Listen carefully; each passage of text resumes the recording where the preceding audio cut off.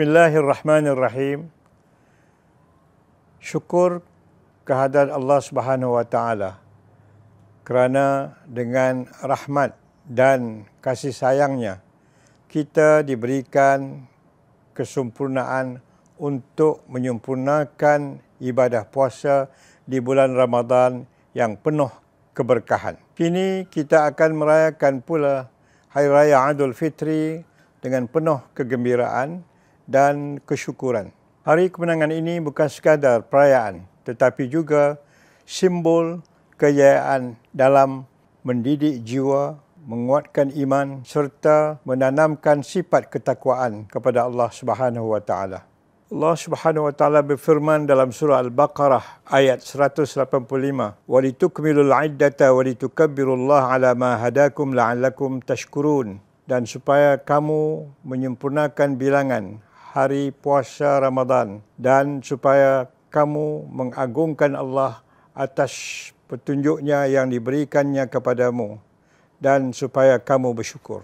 Hari Raya Aidul Fitri adalah hari untuk kita memperbanyakkan takbir, tahmid dan tahlil sebagai tanda kesyukuran atas nikmat yang dikurniakan.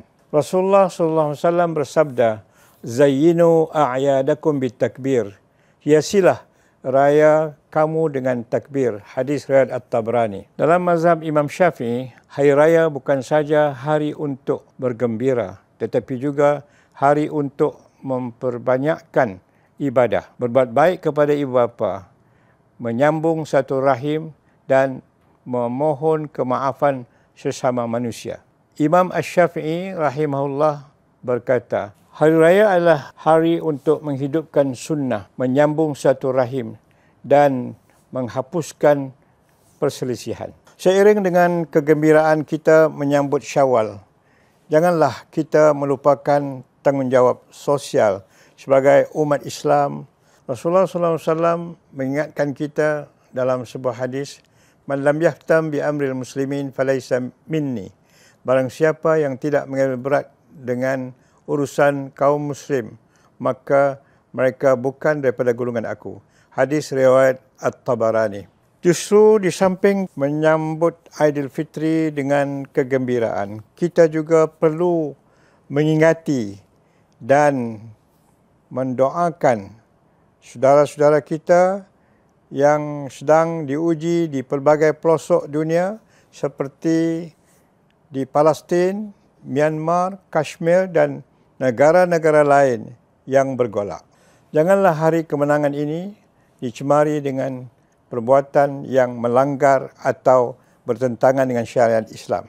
Sebaliknya, jadikan ia sebagai platform untuk mengeratkan ukhuwah, memperbaiki hubungan serta teruskan beristiqamah dalam ibadah seperti yang telah kita latih sepanjang Ramadan. Syekh Yusuf Al-Qaradawi pernah nasihatkan, "Kun rabbaniyan wala takun ramadaniyan."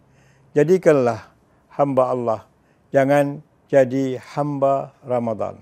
Akhir kata, saya menyuruh kepada semua agar menyambut Hari Raya Aidil Fitri dengan kesederhanaan, mengutamakan keselamatan dan sentiasa berdoa agar Allah Subhanahu Wa Taala terus merahmati kita semua. Semoga ibadah Ramadan kita diterima dan kita dikurniakan keberkatan serta keampunan olehnya.